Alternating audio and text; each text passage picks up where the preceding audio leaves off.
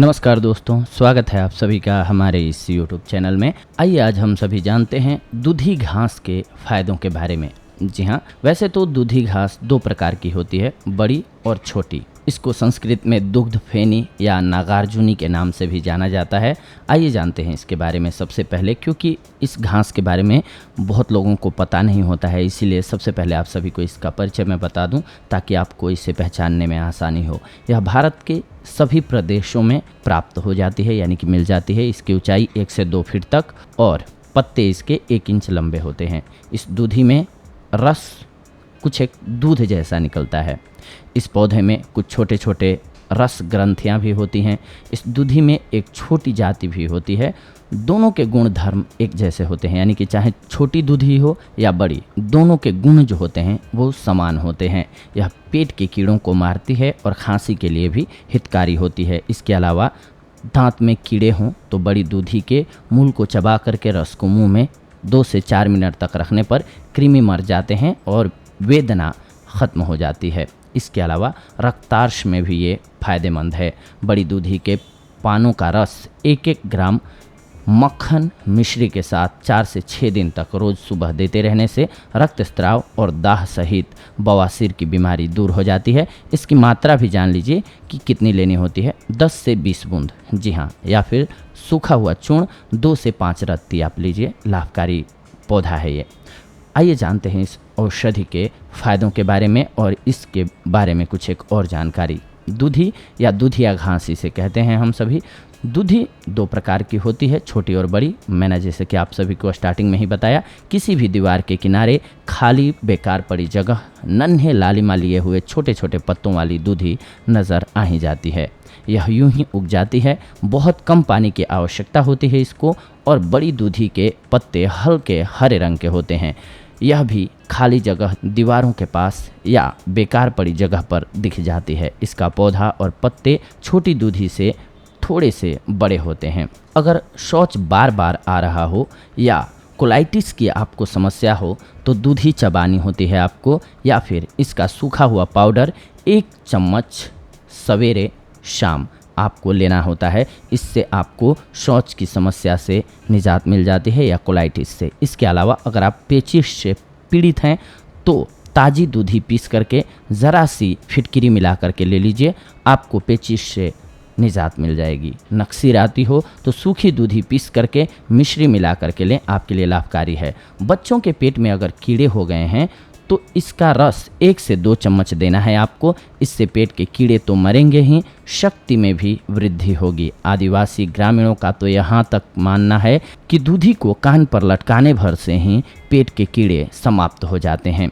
हरे पीले दस्त भी इसके रस से ठीक हो जाते हैं। मधुमेह की बीमारी हो या कमजोरी अधिक हो तो इसका 1-1 चम्मच रस सवेरे शाम लें, आपके लिए लाभकारी होगी। बाल झड़ते हों तो दूधी के रस के साथ कनेर के पत्तों का रस मिला करके बालों की जड़ में लगाएं। अकेला दूधी का रस भी लगा सकते हैं आप, आपके बाल स्वस्थ हो जाएंगे। ल्यूकोरिया की समस्या हो या गर्भधारण में समस्या आ रही हो आपको तो इसका पाउडर नियमित रूप से लें या इसका काढ़ा बना करके लें, आपको ये समस्या नहीं रहेगी। खांसी होने पर दूधी, इसके साथ काली मिर्च और तुलसी पत्ते को मिक्स करके लें, आपके लिए लाभकारी सिद्ध होगी। ये पेचिश, संग्रहणी, आंव इत्यादि में सुखा करके लेने से लाभ करती है और पेट के कीड़ों का नाश करती है।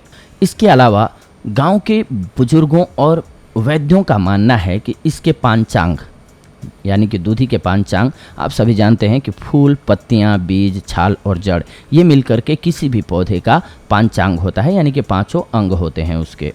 इसको छाया में सुखाकर इसके चूर्ण में बराबर मात्रा में मिश्री मिलाकर के 9 ग्राम की मात्रा में दूध के साथ लेना है आपको।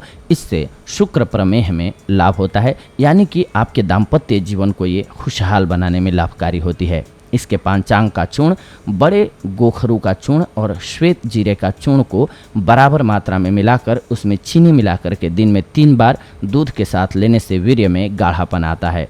पांचांग के कल्क, इसके काढ़े को औटा करके बनाई गई टिकिया को हम इसका कल्क बोलते हैं।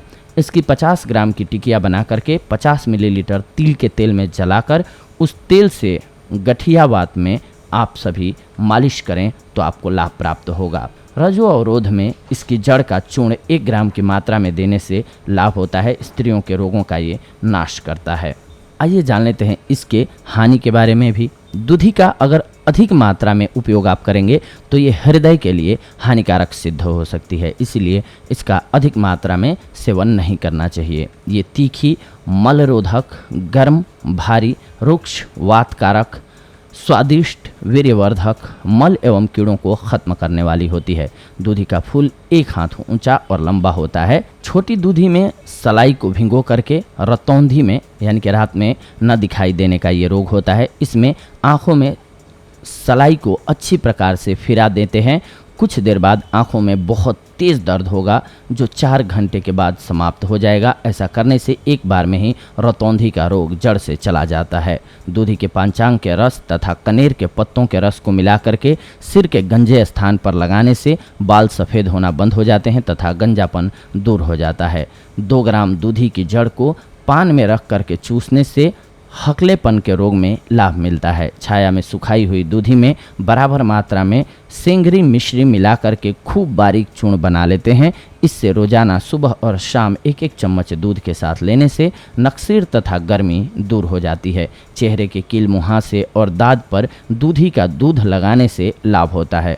जब किसी औरत के स्तनों में दूध आना बंद हो जाए तो इसका दूध आधा ग्राम से 1 ग्राम की मात्रा में 10 से 20 दिन सुबह शाम पिलाने से स्त्री के स्तनों में दूध की वृद्धि होती है। दूधी के पांचांग का रस निकाल करके 10 से 20 बूंद को लेकर या पांचांग के बारीक चूर्ण को लगभग 1 ग्राम का चौथा भाग से लेकर के लगभग आधा ग्राम की मात्रा में पीने से स्त्री के स्तनों में दूध की वृद्धि होती है। 5 से 10 ग्राम दूधी के पांचांग के काढ़े या रस में 1 चम्मच शहद मिला करके पीने से दमा का रोग ठीक हो जाता है।